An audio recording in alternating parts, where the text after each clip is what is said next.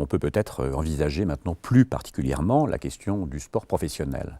Rappelons que le sport professionnel, ça ne représente à peu près que 10% des sportifs, mais ça mobilise l'essentiel du temps médiatique. Oui, il y a vraiment un clivage entre les deux.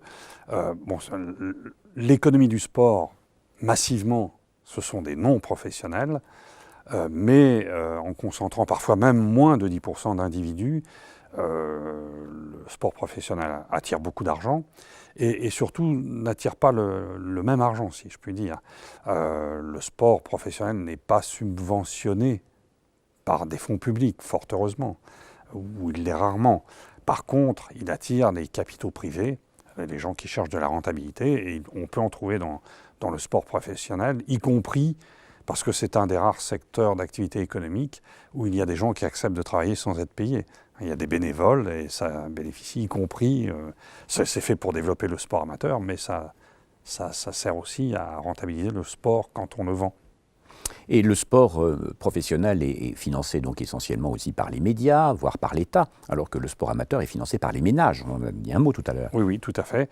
Les sources de financement sont asymétriques, on peut le dire comme ça. Qui est intéressé par le sport professionnel et je dirais plus largement de haut niveau, parce que la différence est ténue? Les entreprises, bien entendu, concentrent leur financement là-dessus. Et puis, l'État aussi. Et on revient un peu à gagner des médailles. L'État, il est intéressé à gagner des médailles, il est donc intéressé à mettre des fonds dans la préparation des sportifs pour qu'ils parviennent à le faire.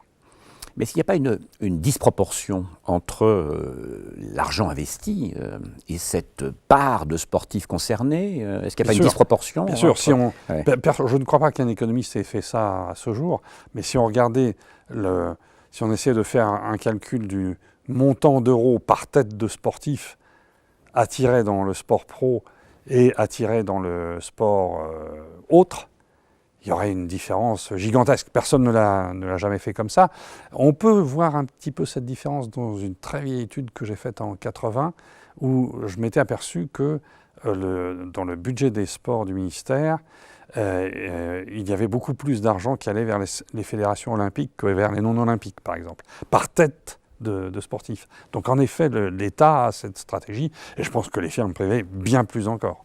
Surtout quand on compare d'autres activités, entre guillemets, culturelles. Par exemple, les arts ne bénéficient pas de ces avantages considérables, de ces mobilisations d'argent considérables. Oui, alors je serais peut-être un peu moins pessimiste. Le 7e art attire quand même encore pas mal d'argent et de monde. Mais une petite comparaison à ce sujet. Par exemple, qu'est-ce qui fait que le sport professionnel, notamment, attire comme ça beaucoup d'intérêt et d'argent?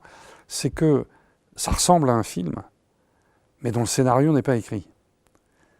Et le scénario peut être... Tout peut arriver, disons. Entre la première minute d'un match et la fin d'un match, tout peut arriver, et c'est ça qui rend ce spectacle tellement attractif et que l'on peut gagner tellement d'argent là-dessus. Habituellement, on traduit ça par la glorieuse incertitude du sport. Enfin voilà, le scénario n'est pas écrit.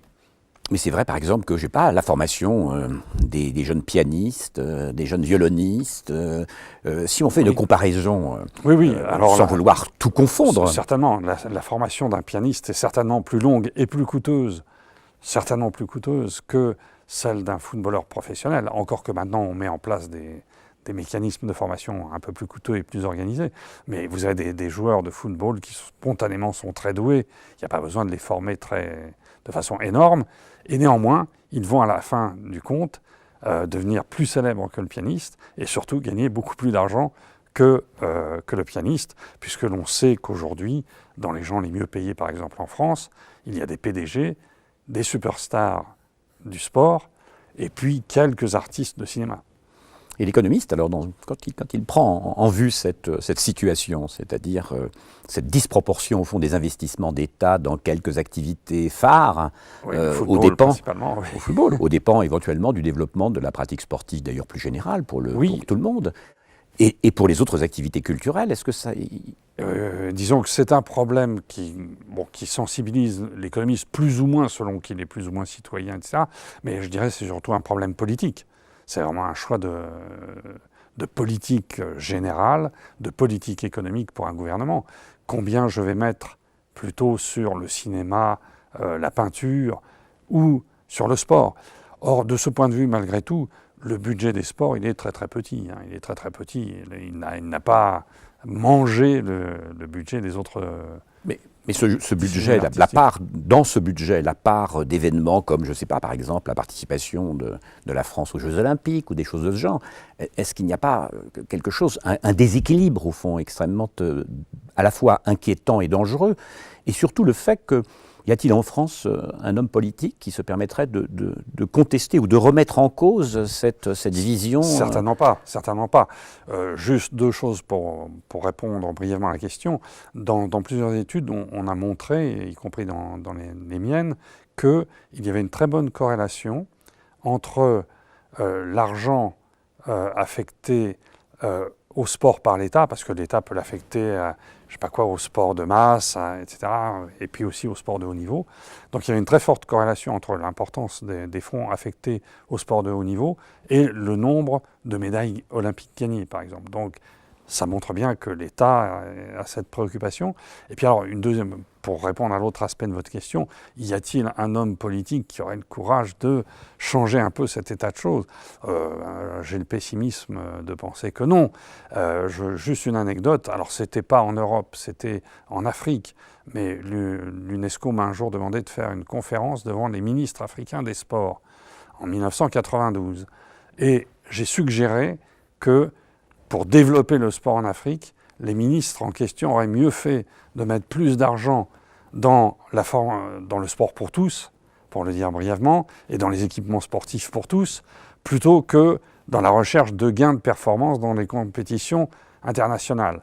50 ministres ont pris la parole sur le thème « Comment un représentant du pays de Pierre de Coubertin est-il capable de nous faire une telle suggestion ?» Voilà, donc... et on utilisera éventuellement même Pierre de Coubertin pour maintenir l'état de choses ambiant.